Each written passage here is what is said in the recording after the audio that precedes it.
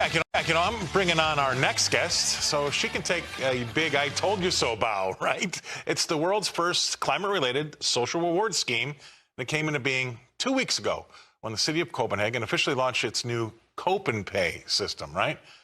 Through the Copenpay scheme, tourists visiting the city will be rewarded for green actions, such as using public transportation or cycling with access to cultural experiences, free meals. So, for example, arriving at the Copenhagen dry ski slope by foot or on a bike, that's going to get you 20 more minutes of ski time. Now, while anyone that volunteers in an organic urban farm, well, you might get a free lunch. Vegetarian, obviously. The official Copenpay website describes the purpose of the system as follows: to encourage sustainable behavior and enrich the cultural experience of visitors and residents in Copenhagen by transforming green actions into currency for cultural experiences. All right, so there you have it, right? It's only going to be initially for the tourists, but mark my words, this is a slippery slope and will soon include the Danish citizens. And it's right there in their own words. Ready? Transforming green actions into currency, eventually rewarding green actions. That's going to change into punishing non-green actions, right? The currency of cultural experiences will be replaced with actual currency. Now, I know just the person to have this chat with. Please welcome into the show Rebecca Walser. Rebecca, I saw this over the weekend. I'm like, this is what we're talking about today. I mean, boy, oh boy, can you believe it? And I thought I'd give you the chance to take an I told you so bow, because you've been saying stuff like this is going to happen. And here we go, 2 weeks ago, without me really even seeing it until this weekend. What do you say? I mean, you know, what bothers me, Scott, is that this is just for the tourists because they know they can't control the tourists yet. So they have to incentivize. So this is really capitalism working in the green movement, because what they're saying is, hey, if you walk here, we'll let you ski for 20 minutes for free. If you bike here, we'll let you do this. If you go work at an organic farm, we'll give you a free lunch. You know, like you said, it's probably vegan. But the point I'm trying to make is that they are realizing, oh, we can incentivize the behavior that we want, i.e. that is called capitalism. Like, make an incentive. It's about incentivification.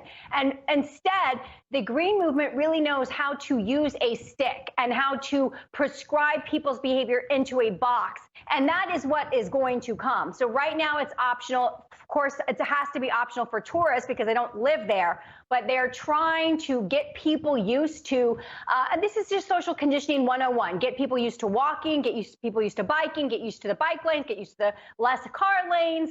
And then we'll start charging you per the mile, like California wants to charge a gas tax per mile that you're driving. It's just on and on. And that is even if you're driving an electronic car, as we did that one as well, Scott. You know, even an electronic car, they want to charge you for mileage, right, because they want the gas taxes that they use to support every other thing. So the bottom line is capitalism and incentivification is great, but it will not last. This is just the beginning. Right. So this is what I see them doing, right? And maybe I alluded to it a little bit in the monologue, but it's right now you walk or bike to get that free whatever. But sooner down the road, it's going to be for the Danish citizens as well. But it's going to be if you didn't walk, you know, if you drove or you didn't bike or you didn't walk, you're just going to have to pay 20% more. And the people who biked and walked have to just pay normal price. So they're going to flip it on you, and suddenly that's going to be a tax on your bad behavior. And then ultimately, that's going to be folded into your social credit score, how much you pay in tax a year for all these penalties, and then away we go. Now that's total control. That's what I see coming. Maybe the writer of the article alluded to that a little bit, but at first it's going to be a reward for good behavior, and then later it's going to be a penalty for bad behavior. Well, this is how everything starts. You know, we started off as let's give you a positive incentive. Let's get you used to it. That's what I'm talking about. This is the social conditioning, Scott. Let's get people used to it and to be incentivized. Let's get them used to it. But then they will flip it, as you say. And certainly, I believe they've already flipped it for their citizens. They already have certain mandates of certain things, recycling, all of these types of things. But certainly, they can easily switch it. And it will be switched. This is a control matrix. They want to put us in 15-minute control grid matrices. And they already have the technology across the earth, including the United States of America, to really digitally lock us into these grids, unfortunately.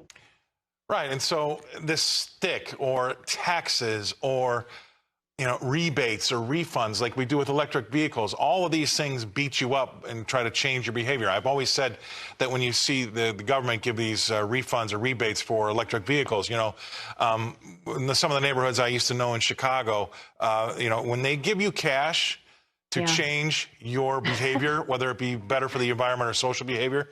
That's not an incentive. That's called a bribe, right? And so I don't understand what else it could be called. And so this is what these types of behaviors are doing. And then on top of it, I'll just throw this out there. We only have 45 more seconds, but I would argue the fact that there's a lot of people out there would say that all the reasons they're doing this for are, they're noble, they're nice virtue signals, but it's still not settled. I mean, it's the whole big climate reason still not settled. So how are you going to do this and turn it into a penalty? I could be 30 seconds. You know what, Scott? They will never be settled until we get the proven science that absolutely says that CO2 creates ozone depletion and we need to eliminate all methane. Until the science comes forward that proves that, we're not going to have this settled, and there's going to be two sides of it, and it's just the way it is. Well, I'll tell you right now, I guarantee you they're not going to let that happen, because it would be one huge business that they'd be putting out one huge business out of business. I mean, it's a big money grab now, so they're not going to let that go. 10 more seconds and we got to jump. No, I mean, the fact is it's not settled. And so there's still a group that says, hey, we don't have to go green. This is crazy. Let our cows roam the hills and do what cows do. Don't worry about the cows. I agree. Sitting here wearing this jacket, I agree with that. All right. Thank you very much, Rebecca. Rebecca Walser, you're on.